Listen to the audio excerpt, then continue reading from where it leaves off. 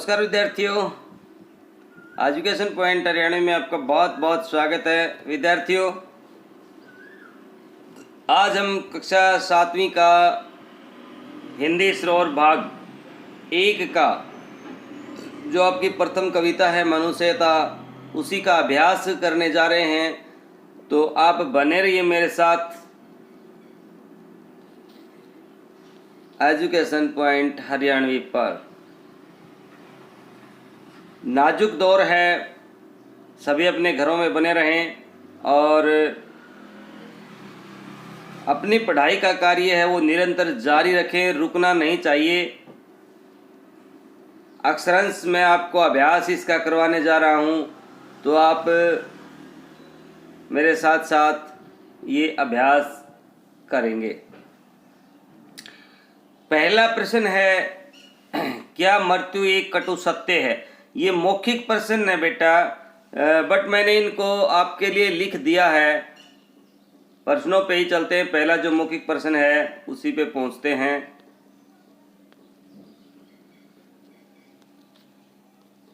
ये देखिए आपकी मनुष्यता कविता के प्रश्न उत्तर। क्या मृत्यु एक कटु सत्य है? तो हाँ, मृत्यु एक कटु सत्य है। क्या हमारी उदार भावना तिरस्कृत होती है? हाँ, तिरस्कृत होती है। कवि के अनुसार सुमृत्यु क्या होती है? जो अपना जीवन दूसरों के लिए जीता है वही व्यक्ति की सुमृत्यु होती है। आप ही चरना किस प्रवृत्ति की कैसी प्रवृत्ति है? तो ये भाई पशु प्रवृत्ति है। बुद्ध, ये बुद्ध गलत लिखा हुआ है भाई, इसको ठीक कर लेना। बुद्ध है, तो बुद्ध का विरुद्धवाद किससे बह गया? उत्तर प्रवाह में बह गया। अगला जो प्रश्न है, लिखित प्रश्नों के उत्तर देने हैं आपको। मनुष्य और पशुओं में क्या अंतर है? मनुष्य और पशु में इस कविता के आधार पर यह अंतर है कि पशु केवल अपने बारे में सोचता है और मनुष्य सभी व्यक्तियों के बारे में सोचता है। ख का जो प्रश्न है, कैसे मनुष्य की कथा सरस्वती भी बखानती है?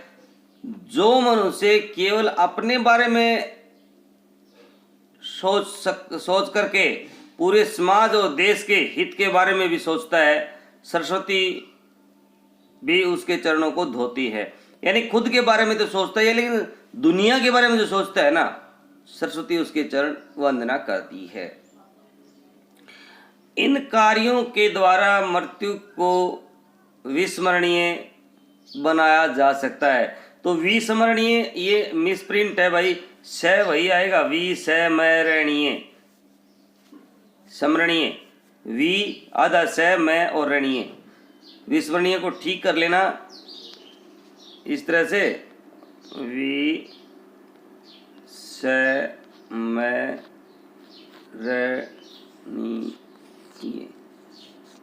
तो आप इसको इस तरह से ठीक कर लेंगे, विस्मरणीय। ओके,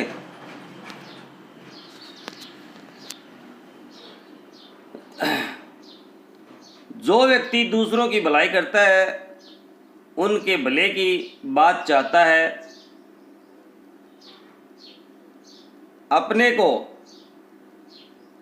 अपने जीवन को विस्मरणीय में बनाया जा सकता है। यानी दूसरे की भला चाहता है, दूसरे की भले के द्वारा। इसको थोड़ा ठीक करके लिखना। जो व्यक्ति दूसरों की भलाई करता है, उनके भले की बात चाहता ये ना, चाहता है द्वारा अपने काट देना इसको यहाँ से यहाँ तक। दूसरों के भले की बात चाहता हुआ अपने जीवन को विस्मरणीय बनाया जा सकता, चाहते हुए अपने जीवन को विस्मरणीय बनाया जा सकता है। अगला, जीवन और मृत्यु कब वृथा हो जाते हैं? जब व्यक्ति केवल अपने बारे में सोचता है, तो समाज के हित की तरफ बिल्कुल ध्यान नहीं देता है, तो उसका जीवन और मृत्यु एक समान हो जाते हैं। अगला है, वसुधैव कुटुंबकम का भाव क्या है? तो प्रस्तुत उक्ति का भाव यह है कि यह अपना है, यह पराया है, यह छोटा है, यह बड़ा है, इस प्रकार की गणना छोटे हृदय के लोग करते हैं, परंतु विशाल हृदय के लोगों के लिए तो सारी पृथ्वी उनका परिवार होता है। तो ये थे आपके लिखित और मौखिक प्रश्न। प्रश्न नंबर 3 पे जो है सही और गलत के निशान लगाने हैं। मृत्यु कैसा सत्य है? तो भाई मृत्यु है वो कटु सत्य है। मृत्यु है वो कैसा सत्य है? कटु सत्य है। आपको कटु पे निशान लगा देना है, कटु सही है। अगला है इसमें सच्चा मनुष्य कौन होता है? जो दूसरों के लिए जीतता है। 3 का जो है इसका आंसर सही है। पाठ के अनुसार सरस्वती कौन है? तो भाई विद्या की देवी जो है वो सरस्वती है। किसकी मृत्यु विस्मरणीय बनती है? देश समाज के लिए जान न्यौछावर करने वाले की। ये भी तीसरा इसका उत्तर आ जाएगा। अगला है भाई ये आपको है ना प्रश्न नंबर 4 में क्या करना है, ये कविताओं की पंक्तियां हैं पूरी करनी है। विचार लो कि मरते हो न मृत्यु से डरो कभी, मरो परंतु यूं मरो कि याद तो करें सभी। हुई न यूं सुमृत्यु तो व्यर्था मरे व्यर्था जिए, मरा नहीं वही जो जिया न अपने लिए आपके लिए। तो ये आपको पंक्ति पूरी करनी। इसी तरह से नीचे वाली है, यही पशु प्रवृत्ति है कि आप ही आप चरे, वही मनुष्य है जो मनुष्य के लिए मरे। ये आपको पूरा करना है। भाषा कौशल में वर्ण विच्छेद करना है आपको, संधि विच्छेद या वर्ण विच्छेद करना है। तो पर प्लस में वृत्ति है, कृता प्लस में अर्थ है। एक वर्ण विच्छेद जो है ना इस तरह से भी आप कर सकते हैं। इसका आप करेंगे पै को हल करेंगे, इसके बाद प्लस लिखेंगे, फिर ए लिखेंगे प्लस में, फिर रे अलंत वाला, उसके बाद व अलंत, उसके बाद री लिखेंगे और फिर इसके बाद तय,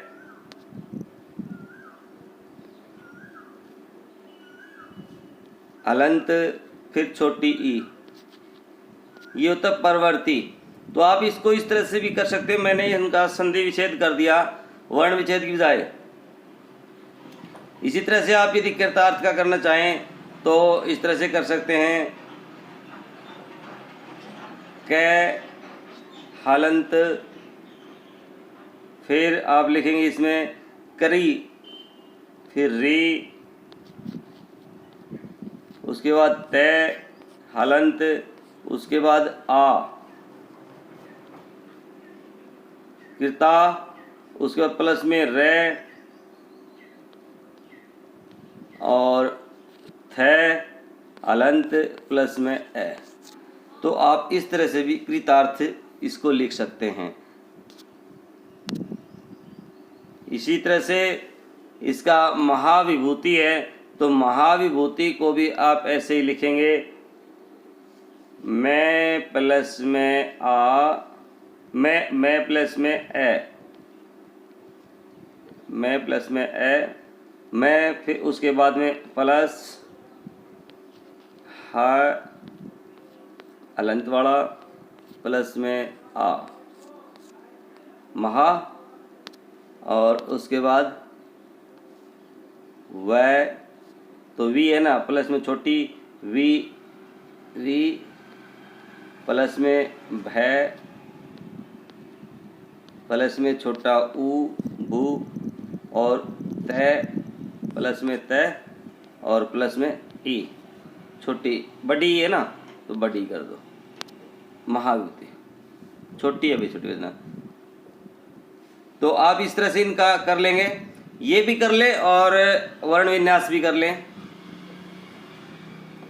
तो अगला जो आपका प्रश्न है वाक्यांशों के लिए एक शब्द आपको लिखना है। जिसकी सीमा न हो उसे असीम कहते हैं भाई। जिसका कोई अर्थ न हो उसे अनर्थ कहते हैं। अपने आप उत्पन्न होने वाला सब उत्पन्न होता है। स्वोत्पन्न, स व अद अप न और न, सब उत्पन्न। जो खंडित न हो अखंडित होता है। और जो किसी बात का प्रमाण न हो, जो किसी बात का प्रमाण हो तो सबूत या प्रमाणित।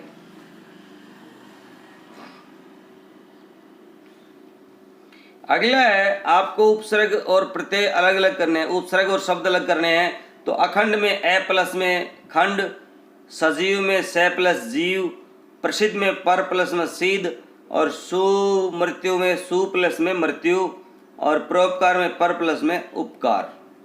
तो बेटा ये था आपका अभ्यास। यदि वीडियो आपको अच्छा लगता है, चैनल पर नए हैं तो भाई चैनल को जरूर सब्सक्राइब करें और वीडियो को शुरू से लेकर के अंत तक जरूर देखें।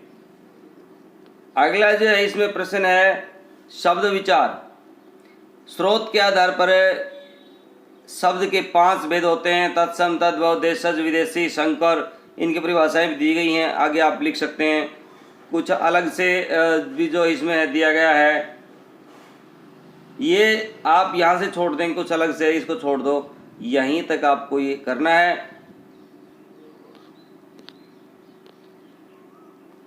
तो मिलेंगे हम आपके लेसन 2 के साथ बहुत जल्द। तब तक आप इसको अच्छे से लिख लें और याद कर लें।